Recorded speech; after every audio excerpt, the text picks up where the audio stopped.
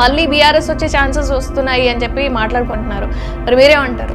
పాపం అది ప్రజలైతే సుఖ సంతోషాలతో ఉన్నారు. నిరుద్యోగులు కూడా సంబరపడుతున్నారు. పారదర్శకంగా పరీక్షలు పెట్టిన ప్రభుత్వం విజయవంతంగా నిన్ననే గ్రూప్ 3 పరీక్ష పెట్టింది. మరి కాంగ్రెస్ పార్టీ ఏదైనా చర్య తీసుకుంటుందా తీర్మానం? కాంగ్రెస్ పార్టీ చూస్తుంది, ఉపేక్షిస్తుంది. కాంగ్రెస్ పార్టీలో ఎట్లుంటాయంటే హత్యలు ఉండవు, ఆత్మహత్యలు ఉంటాయి.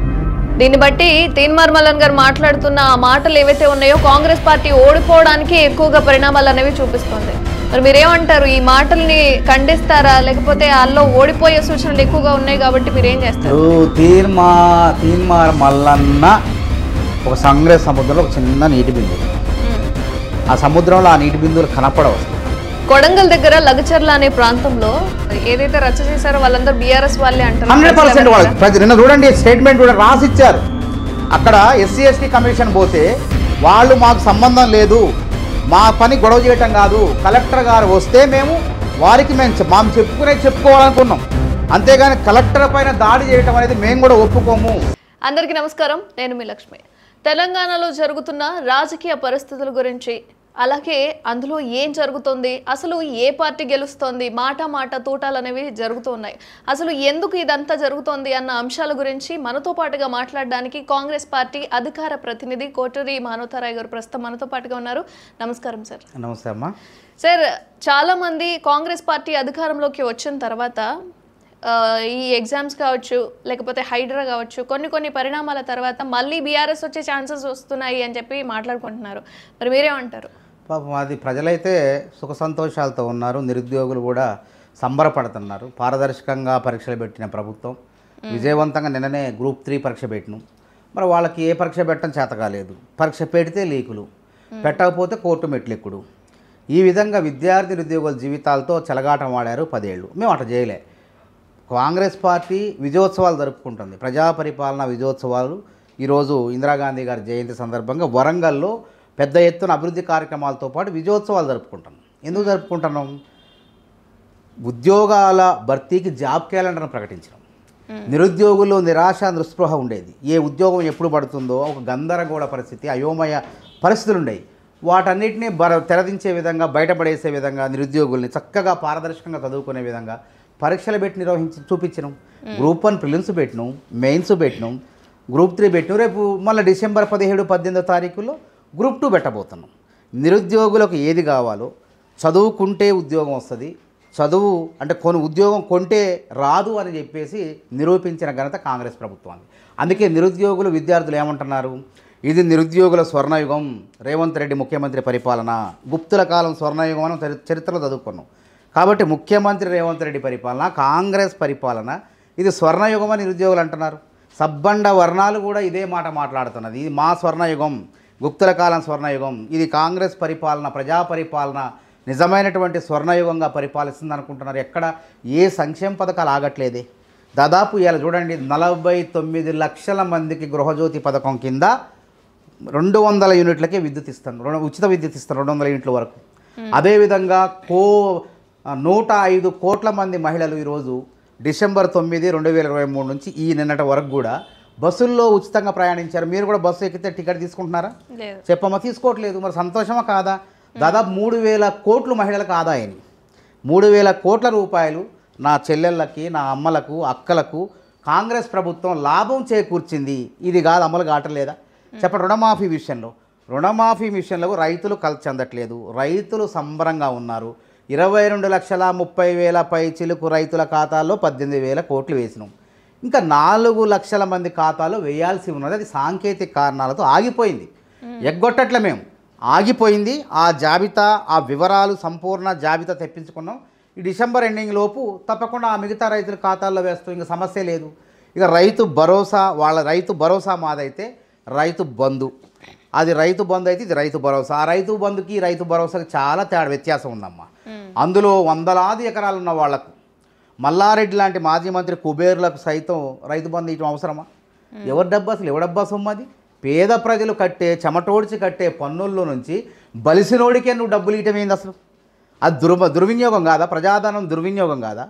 ఎవరికి అందాలి సంక్షేమ పథకం? దారిద్ర్య రేఖకు దిగువన ఉన్నటువంటి పేదవాళ్ళు, మధ్యతరగతి వర్గాలు ఎవరైతే ఉన్నారో, సహాయం కోసం ఎదురు చూసే ఉన్నారో, అభాగ్యులు ఉన్నారో అట్లాంటి వాళ్ళకి పథకాలు అందాలి.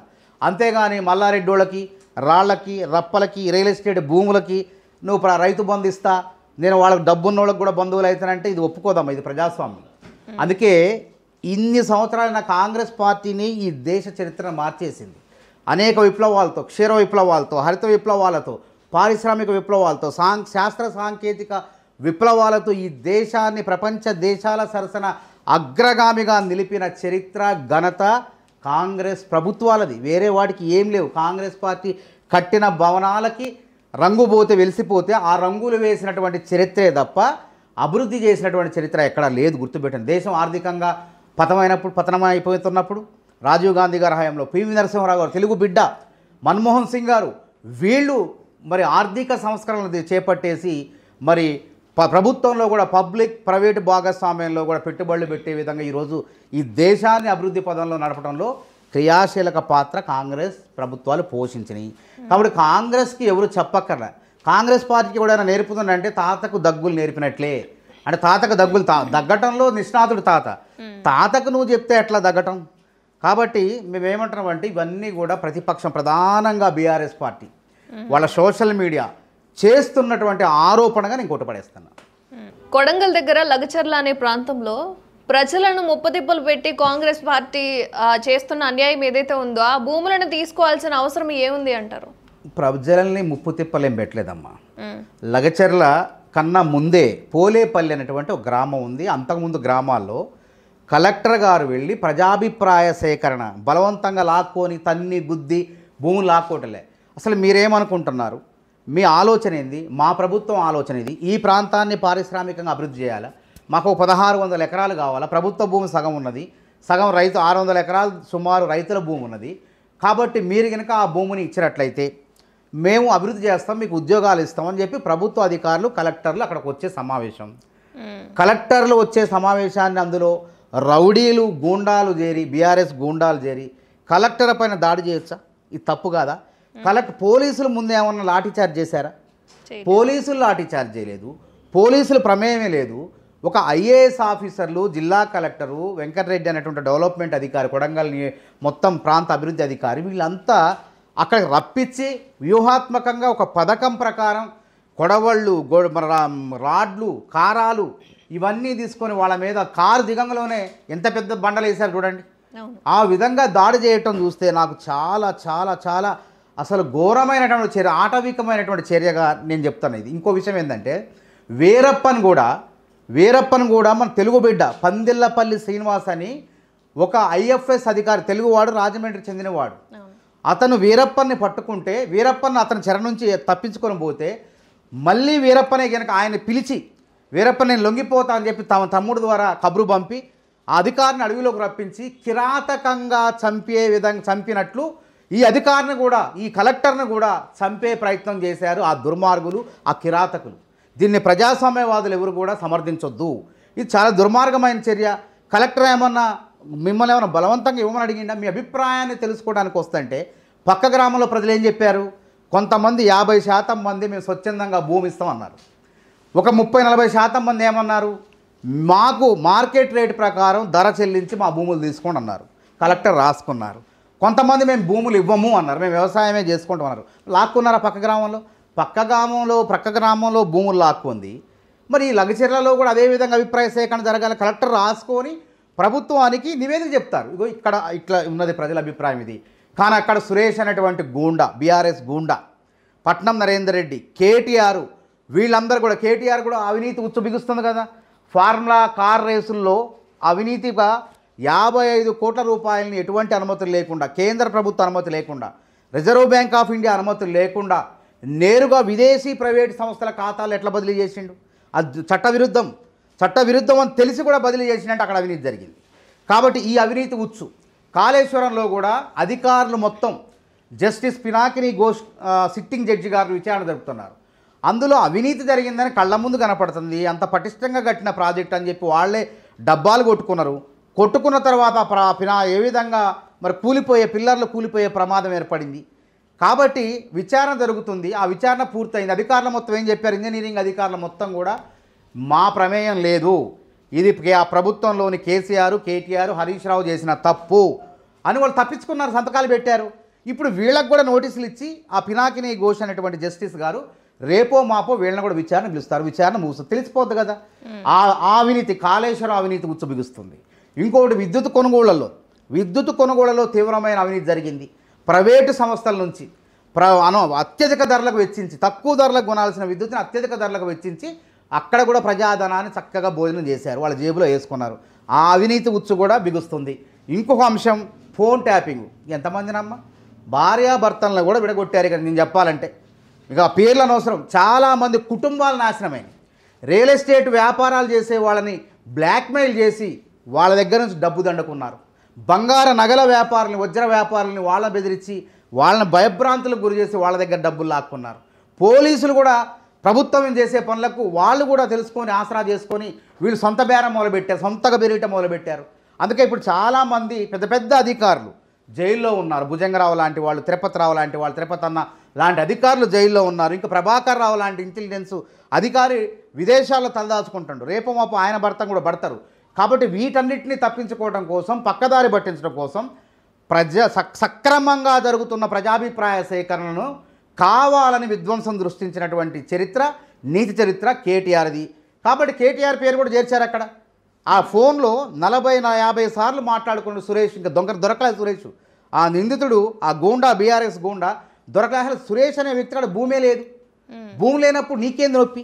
భూమి ఉన్న రైతులు ఉన్నారు. నీకు ఆ భూమి ఎక్కడ సేకరణ జరుగుతుందో ఆ సేకరణ ప్రభుత్వం సేకరించే పరిధిలో కుంట జాగా లేదు సురేష్కి. అదేవిధంగా అరెస్ట్ అయినటువంటి 20-30 మందిలో కూడా ఆ 30 మందికి కూడా కుంట జాగా లేదు అక్కడ. భూములు లేని వాళ్ళు వీళ్ళంతా కావాలని రాజకీయ దురుద్దేశంతో రాష్ట్ర ప్రభుత్వాన్ని అస్థిరపరిచేందుకు రేవంత్ రెడ్డి గారి మీద, అంటే ఆయన నియోజకవర్గం కాబట్టి ఆయన యొక్క ప్రతిష్టకు భంగం కలిగే విధంగా ఆ నియోజకవర్గంలో ఈ విధ్వంసానికి పాల్పడ్డారు. మరోసారి వీరప్పని గుర్తు చేసుకుంటే, వీరప్పని ఏ విధంగా కిరాతకంగా అధికారిని చంపారో, ఆయన అక్కడ అధికారిని చంపితే వీళ్ళు అధికారిని చంపే ప్రయత్నం చేశారు. ఘోరంగా అసలు అధికారి అయితే ఎంత భయపడిందంటే జరిగిన సంఘటన కూడా చెప్పుకోలేకపోయింది ఆయన. అంత భయభ్రాంతులకు గురి చేశారు. కానీ కళ్ళ ముందు వీడియోలు ఉన్నాయి, పోలీసులు ఉన్నారు, కేసులు నమోదు చేశారు, అరెస్టులు కొనసాగుతున్నాయి. దాన్ని వీళ్ళు తప్పు చేసింది కాక దాన్ని అటుదిప్పి ఇడిదిప్పి దొడ్డిదారులు తప్పించుకునే ప్రయత్నాలు చేస్తున్నారు. కాబట్టి ప్రభుత్వం ఎట్టి పరిస్థితుల్లో విడిచిపెట్టదు. మేము గుంజుకోలే. వాళ్ళు మల్లన్న సాగర్లో ఏం చేశారు? మల్లన్న సాగర్లో రైతులు భూములు ఇవ్వనంటే వాళ్ళపై లాఠీ చార్జ్ చేసి ఈ నానా బీభత్సం సృష్టించి చేస్తే మేము అండగా ఉన్నాం రైతులకి. కానీ ఎక్కడ కూడా ఏ అధికారి పైన కూడా దాడి చేయలే. అక్కడ సిద్దిపేట కలెక్టర్గా ఉన్నటువంటి వెంకట్రామరెడ్డి గారు తర్వాత ఎమ్మెల్సీ అండి, ఎంపీ చేసి ఓడిపోయిండు. ఆయన మీద కాంగ్రెస్ కార్యకర్తలు దాడి చేశారా? అక్కడ ఉన్నటువంటి మా నాయకులు ఏమైనా ఉసుగొలిపారా? రేవంత్ రెడ్డి ఏమన్నా కలెక్టర్పై దాడి చేయమని చెప్పిండా? కానీ మేమేం చేసినాం? ప్రభుత్వం మాట వింటలేదు. ఇంకా ఎన్నో మార్గాలు ఉన్నాయి. ప్రభుత్వం మనకు అన్యాయం చేస్తుందని ఒకవేళ అనిపిస్తే మేమేం చేసినాం? కోర్టును ఆశ్రయించినాం. రైతుల తరపున కోర్టును ఆశ్రయించి రైతులకు అండగా ఉన్నాం. మరి ఆ విధంగా చేయొచ్చు కదా. అంటే పక్క ఊర్లలో సర్వేకి, అభిప్రాయ సేకరణకి రైతులు సహకరించారు. ఈ ఊర్లో వచ్చేసరికి కావాలని మరి ఎరవేసి ఆ రైతు అధికారిని ముందుకు తీసుకెళ్ళిపోయి వీళ్ళు పెట్టిన దగ్గర కాకుండా కావాలని గలాటా సృష్టించి అంశాలని కేటీఆర్ అరెస్టును పక్కదారి పట్టించే విధంగా ఇది చర్చ కావాలి. రేవంత్ రెడ్డి నియోజకవర్గంలో ఈ విధంగా అయితే రేవంత్ రెడ్డి ప్రతిష్ట దెబ్బతింటుంది అనేటువంటి దురుద్దేశంతో చేసినటువంటి కుట్ర కోణం ఇందులో దాగుంది. కాబట్టి ఎవరిని వదిలిపెట్టము. మేము రైతులకు అన్యాయం చేసేవాళ్ళం కాదు. ఆ ఫార్మా కూడా వీళ్ళు ఏం చేశారు? కందుకూరు, మహేశ్వరం, ఈ ముచ్చెర్ల ప్రాంతాల్లో 20,000 ఎకరాలు స్వీకరించే ప్రయత్నం చేశారు. రైతులు ఒప్పుకోలేదు. చాలామంది రైతులు ఒప్పుకోలేదు. బలవంతంగా లాక్కున్నప్పటికీ రేవంత్ రెడ్డి గారి ఆలోచన ఏంటంటే ఎప్పుడు కూడా హైదరాబాద్ నగర అభివృద్ధేనా? అంటే మిగతా జిల్లాలు అభివృద్ధి చెందొద్దా? నల్గొండ అభివృద్ధి జరగొద్దా? వెనకబడిన పాలమూరు అభివృద్ధి జరగాలా వద్దా? కాబట్టి ఈ 20,000 ఎకరాలు ఇక్కడ ఎందుకు చేయాలా? ఈ హైదరాబాద్ నగరం ఎందుకు? నల్గొండ కూడా అభివృద్ధి చెందాలా, వికారాబాద్ జిల్లా అభివృద్ధి చెందాలని చెప్పి ప్రతి చోట కూడా 1600, 1500 అంటే వికేంద్రీకరణ. ఈ ఫార్మా కూడా ఎట్లాంటి ఫార్మా? అది కలుషితం ఉండదు, ఎటువంటి హాని జరగదు, పర్యావరణానికి ముప్పు లేదు. దాని పేరే గ్రీన్ ఫీల్డ్ ఫార్మా. అందులో వ్యర్థాలు, పారిశ్రామిక ఔషధ వ్యర్థాలన్నీ కూడా భూగర్భంలో కలిసిపోయి ఎక్కడో దూరంగా వెళ్ళిపోయి మళ్ళీ అవి కూడా ఏంది మనకు ఉపయోగపడే ఖనిజ లవణాలను తయారు చేస్తాయి. భూమిలో మళ్ళీ విషవాయువులను వెదజల్లవు. అది ఆ యొక్క ఈ సాంకేతిక పరిజ్ఞానం ద్వారా ఆ భూమిలో కలిసిన వ్యర్థాలన్నీ కూడా మనకు ఉపయోగపడేటువంటి ఖనిజ లవణాలనే తయారు చేస్తాయి తప్ప మనుషులకు హాని కలిగించే, భూమికి పర్యావరణానికి హాని కలిగించే వ్యర్థాలను ఇంత చక్కనిటువంటి పరిశ్రమను పెట్టి మీకు ఉపాధి కల్పిస్తామంటే ఇస్తే ఇవ్వనంటే ఇవ్వమని చెప్పాలి. అంతేగాని దాడి చేయటం అనేది అప్రజాస్వామికమైన ఆటవిక చర్యగా కాంగ్రెస్ పార్టీ భావిస్తుంది. అందుకే వాళ్ళపైన చట్ట ప్రకారం ఎంతటి వాళ్ళైనా సరే చట్ట ప్రకారం చర్య తీసుకున్నాం. అంటే అక్కడ ఏదైతే రచ్చ చేశారో వాళ్ళందరూ బీఆర్ఎస్ వాళ్ళే అంటారు. 100% వాళ్ళు నిన్న చూడండి స్టేట్మెంట్ కూడా రాసిచ్చారు. అక్కడ SC/ST కమిషన్ పోతే వాళ్ళు మాకు సంబంధం లేదు, మా పని గొడవ చేయటం కాదు, కలెక్టర్ గారు వస్తే మేము చెప్పుకోవాలనుకున్నాం. అంతేగాని కలెక్టర్ పైన దాడి చేయటం అనేది మేము కూడా ఒప్పుకోము, ఇది తప్పుడు చర్య, వీళ్ళెవరో బయట వ్యక్తులు చేశారు, గూండాలు చేశారని ప్రజలే రాతపూర్వకంగా రాసిస్తే సోషల్ మీడియాలో అవుతుంది. వాస్తవం కనుక్కోండి, నేను అబద్ధం చెప్పట్లే. కాబట్టి గతంలో వాళ్ళు ఆ విధంగా బలవంతం చేసి భూములు లాక్కొని రైతులు నడిపించి ఆ రోజు ఇస్తే మేము మాట్లాడినాం, ఎద్దేడ్చిన వ్యవసాయం రైతేడ్చిన రాజ్యం బాగుపడదని చెప్పి మేము పెద్ద ఎత్తున పోరాటాలు చేసినాం. కానీ మేము ఆ పని చేస్తాం ఈరోజు. ఇలా విజయోత్సవాలు జరుపుకుంటున్నాం. ప్రజలకు నిర్బంధాలు లేవు. ఏ టీవీలను కూడా మేము అధికారంలోకి వచ్చిన వెంటనే అప్పుడు ABN ఆంధ్రజ్యోతి, TV9 లాక్కొని కొనుక్కునే ప్రయత్నాలు మేము చేయలే. ప్రజాస్వామ్యంగా చట్ట ప్రకారం పని చేసుకుంటూ పోతున్నాం తప్ప ఎక్కడ కూడా ఎవరిని కూడా ఇబ్బంది పెట్టే ప్రయత్నాలు చేయట్లేదు. సార్, తీన్మార్ మల్లన్ చూసుకుంటే ఎమ్మెల్సీ గెలిచిన తర్వాత ప్రజల్లో ఉండేదానికంటే ఎక్కువగా స్క్రీన్ మీద ఎక్కువ కనిపిస్తున్నారు. అంటే ఏదైనా తప్పిదం జరిగినా లేదా మాట్లాడడమైనా రాజకీయాల పరంగా ఒకరికొకరు మాటల తోటలు అనేవి ఇది చాలా కామన్. కానీ ప్రజల్లోకి వెళ్ళి రాజకీయాల్లోకి వెళ్ళి వాళ్ళ మధ్యన నడిచి వాళ్ళ అభిప్రాయాలు ఏంటి అనేది కనుక్కొని మాట్లాడడం కన్నా స్క్రీన్ మీద ఎక్కువగా కనిపిస్తున్నారు అనేది బయట జరుగుతున్న చర్చ. మరి మీరేమంటారు? తీన్మార్ మల్లన్న గారు గెలిచింది గ్రాడ్యుయేట్ ఎమ్మెల్సీ. అవును. ఆయన ఏంటంటే విద్యార్థులు, గ్రాడ్యుయేట్ సమస్యలు వీటి గురించి మాట్లాడాలి. కాకపోతే ఆయన తనదైనటువంటి ఒక యూట్యూబ్ ఛానల్ ఉంది కాబట్టి అక్కడ ఆయన మాట్లాడటం జరుగుతుంది. అయితే ఇది వాస్తవంగా ఏంటంటే ఇది క్రమశిక్షణ ఉల్లంఘన కిందకే వస్తుంది. ఒక పార్టీలో ఉండి ఒక పార్టీ తరపున గెలిచిన తర్వాత ఆ పార్టీకి వ్యతిరేకంగా ఎవరు మాట్లాడినా అది క్రమశిక్షణా చర్యల కిందకే వస్తుంది. కాబట్టి తీన్మార్ మల్లన్న గారు ఒక పరిధి దాటి మాట్లాడుతున్నారు. ఆయన బయటికి వెళ్ళి పార్టీ నుంచి బయటికి వెళ్ళి ఆయన ఇష్టం వచ్చినట్టు చేసుకోవచ్చు, ఏదైనా మాట్లాడుకోవచ్చు. కానీ పార్టీలో వండుకుంటూ పార్టీ నాయకత్వాన్ని కించపరిచే విధంగా విమర్శించడం అనేది అది పద్ధతి కాదు. అది ఏ నాయకుడికైనా పద్ధతి కాదు. కాబట్టి బయటికి వెళ్ళి ఆయన సొంతంగా, ఎందుకంటే ఆయన ఆలోచనలు సొంతంగా ఉన్నాయి. ఇప్పుడు రాహుల్ గాంధీ గారు బీసీలకు న్యాయం చేస్తారంటాడు, 42% చేస్తానని రాహుల్ గాంధీ గారు ఇంట మాట్లాడతాడు, బయట మాట్లాడతాడు, చట్టసభల్లో మాట్లాడతాడు, పార్లమెంటు లోక్సభ పక్ష నాయకుడిగా ఆయన మాట్లాడతాడు. ఆయన మాట్లాడుతున్నప్పుడు మనం వేరే వ్యక్తుల్ని వాళ్ళ మధ్య వాళ్ళని కించపరిచే విధంగా ఏ వర్ణాలైనా కానివ్వండి, మనమంతా ఫస్ట్ మనుషులం, చట్టం ఉన్నది, దాని ప్రకారం నడుచుకోకుండా ఇష్టం వచ్చినట్టు మాట్లాడటం అనేది ఒక పద్ధతి, అది సరైనటువంటి చర్య కాదు. మల్లన్న గారు కూడా ఆలోచించుకొని మాట్లాడాలి. ఏదైనా సొంత ఎజెండా ఉంటే ఆయన పార్టీ నుంచి బయటికి వెళ్ళిపోయి ఆ సొంత ఎజెండాని ఆయన ఇష్టం వచ్చినట్టు మాట్లాడుకుంటే ఎవరికి ఇబ్బంది ఉండదు, ప్రశ్నించినట్టు ఉంటుంది. కాకపోతే ఇక్కడ పార్టీలో ఉండి మాట్లాడటం అనేది తప్పు అని నేను చెప్తున్నా సమాధానం. అంటే ఇప్పుడు మీరు మాట్లాడిన దాని ప్రకారం ఆయన ఏదైతే పార్టీ నిబంధనలు ఉల్లంఘించారు అంటున్నారో, మరి కాంగ్రెస్ పార్టీ ఏదైనా చర్య తీసుకుంటుందా తీన్మార్ మల్లన్ మీద? ఇప్పుడు కాంగ్రెస్ పార్టీ చూస్తుంది, ఉపేక్షిస్తుంది. కాంగ్రెస్ పార్టీలో ఎట్లుంటాయంటే హత్యలు ఉండవు, ఆత్మహత్యలే ఉంటాయి. కాంగ్రెస్ పార్టీ ఎప్పుడు కూడా ఏ వ్యక్తిని కూడా ఎంత చికాకు చేసినా సరే చూస్తుంది, చూసి ఉపయోగపడుతుంది. కానీ ఓపిక పట్టకుండా చాలామంది ఏం చేస్తారంటే వాళ్ళ కత్తి తీసుకొని వాళ్ళే పొడుచుకుంటారు. అందుకే నేనేమంటున్నా, హత్యలు ఉండవు, ఆత్మహత్యలే ఉంటాయి. అంటే ప్రేరేపిస్తుంది అంటారా? ప్రేరేపించడం కాదు. ఇప్పుడు పార్టీ నీకు అవకాశం ఇచ్చింది, గతంలో నువ్వు గెలవలేదు, రెండోసారి కూడా గెలవలేదు, మూడోసారి పార్టీ ఆ సింబల్ మీద వచ్చింది. సరే నీ వ్యక్తిగత ఇమేజో ఇంకోటో మొత్తానికి పార్టీ గుర్తు మీద పోటీ చేస్తావు. పార్టీ గుర్తు నీకు సపోర్ట్ చేసింది, కాంగ్రెస్ పార్టీ క్యాడర్ మొత్తం సపోర్ట్ చేసింది. చేసినప్పుడు కాంగ్రెస్ క్యాడర్ను సపోర్ట్ చేసినప్పుడు నువ్వు మౌనంగా ఉండు. కాంగ్రెస్ నాయకత్వాన్ని అధినాయకత్వాన్ని విమర్శించడం అనేది పద్ధతి కాదు. కాబట్టి కాంగ్రెస్ పార్టీ ఏదో ఒకటి ఈ విధంగా ఇంకా మాట్లాడితే తప్పకుండా ఏదైనా చర్య తీసుకునే అవకాశం ఉంటుంది. సరే, ఇప్పుడు వచ్చే పంచాయతీరాజ్ ఎలక్షన్స్ ఉన్నాయి. దీన్ని బట్టి తీన్మార్ మల్లన్ గారు మాట్లాడుతున్న ఆ మాటలు ఏవైతే ఉన్నాయో కాంగ్రెస్ పార్టీ ఓడిపోవడానికి ఎక్కువగా పరిణామాలు అనేవి చూపిస్తుంది. మరి మీరేమంటారు? ఈ మాటల్ని ఖండిస్తారా, లేకపోతే వాళ్ళు ఓడిపోయే సూచనలు ఎక్కువగా ఉన్నాయి కాబట్టి మీరేం చేస్తారు? తీన్మార్ మల్లన్న ఒక కాంగ్రెస్ సముద్రంలో ఒక చిన్న నీటి బిందువు. ఆ సముద్రంలో ఆ నీటి బిందువులు కనపడవు అసలు. ప్రజలు కూడా కాంగ్రెస్ పార్టీ నాయకత్వాన్ని చూస్తారు, కాంగ్రెస్ పార్టీ చేసే మంచిని చూస్తారు. కానీ ఎవడో ఏదో మాట్లాడిండని చెప్పేస్తే దానివల్ల కాంగ్రెస్ పార్టీకి ఎందుకు నష్టమైంది? ఇప్పుడు స్థానిక సంస్థల ఎన్నికలకు కూడా ఎందుకు వాయిదా వేసినాం? ఇప్పటికల్లా ఎన్నికలు జరిగితే కాంగ్రెస్ పార్టీ కేంద్ర ప్రభుత్వం నుంచి వచ్చే డబ్బులు కూడా వచ్చాయి. కానీ అవి కూడా కాదనుకున్నాం. ఇచ్చిన మాట, మేనిఫెస్టోలో ఇచ్చిన మాట కట్టుబడి 42% బీసీలకు స్థానిక సంస్థల్లో వాళ్ళ దమాషా ప్రకారం రిజర్వేషన్లు కల్పిస్తున్నాను, వాళ్ళ యొక్క రాజకీయ ప్రాధాన్యతను పెంచుతున్నాను. అంటే అర్థమైంది, బీసీలని ఎంపీటీసీలుగా, జెడ్పీటీసీలుగా, మండల పరిషత్ అధ్యక్షులుగా, జెడ్పీ చైర్మన్లుగా, మున్సిపల్ చైర్మన్లుగా వాళ్ళని అధిక సంఖ్యలో చేయడానికి కాంగ్రెస్ పార్టీ ప్రయత్నం చేస్తుంది. ఎందుకంటే జనాభాలో సగభాగం మంది ఉన్నారు కదా. కాబట్టి ఆ జనానికి న్యాయం చేసే విధంగా స్థానిక సంస్థల రాజకీయ ప్రాంతం కల్పించేందుకు కేంద్ర ప్రభుత్వం నుంచి వచ్చే నిధులను కూడా వద్దనుకున్నాం. కాబట్టి ఇప్పుడు కులగణన జరుగుతుంది, జనగణన కులగణన జరుగుతుంది. దాదాపు ఈ రోజు వరకు 60% మంది 1,14,00,000 పైచిలుకు కుటుంబాలు ఉన్నాయి తెలంగాణలో, ఇళ్ళు ఉన్నాయి.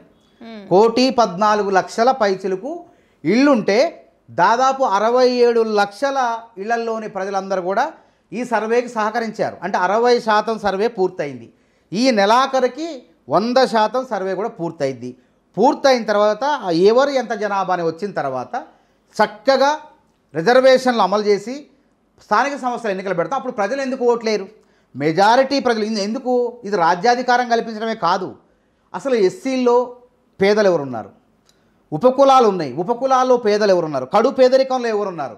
ఎస్సీలు బీసీలే కాదమ్మా, బీసీల్లో ఉపకులాలు ఉన్నాయి, వాళ్ళే కాదు, ఓసీలు అగ్రవర్ణాల్లో ఉన్నటువంటి ఓసీల్లో కూడా చాలా దయనీయమైన స్థితిలో ఉన్నటువంటి అభాగ్యులు ఉన్నారు. వాళ్ళ యొక్క పేదరికాన్ని అంచనా వేసి నేరుగా వాళ్ళకే సంక్షేమ పథకం పోయి వాళ్ళను కూడా ధనవంతులు, భాగ్యవంతులు చేసే ప్రయత్నం కాంగ్రెస్ ప్రభుత్వం చేస్తుంది. కాబట్టి ఇది కులగణన అంటే ఒక కులం కోసం కాదు, ఇది తెలంగాణ సమగ్రమైనటువంటి ప్రజల సంపూర్ణ అభివృద్ధిని కాంక్షిస్తూ వాళ్ళకి సంక్షేమ ఫలాలు అందాలి, సమాజంలో అత్యధికంగా ఉన్న వాళ్ళకి రాజకీయ ప్రాధాన్యత ఇవ్వాలని చెప్పి చేస్తుంది. కాబట్టి ప్రజలు ఈ మల్లన్నని, ఎల్లన్నని, పుల్లన్న మాటలు ఎవరూ పట్టించుకోరు. కాంగ్రెస్ పార్టీని, రాహుల్ గాంధీని, ఇక్కడ రేవంత్ రెడ్డిని, కాంగ్రెస్ నాయకత్వాన్ని చూస్తారు తప్ప వాళ్ళ మాటలు అసలు పట్టించుకోరు. తప్పకుండా స్థానిక సంస్థల సర్పంచ్ ఎన్నికల్లో కాంగ్రెస్ పార్టీ ఉంటుంది, మున్సిపల్ ఎన్నికల్లో కాంగ్రెస్ పార్టీ ఉంటుంది, జెడ్పీటీలు కూడా కాంగ్రెస్ పార్టీ ప్రతి జిల్లాలో కూడా అత్యధికంగా కైవసం చేసుకుంటుంది. ధన్యవాదాలండి. నమస్తే.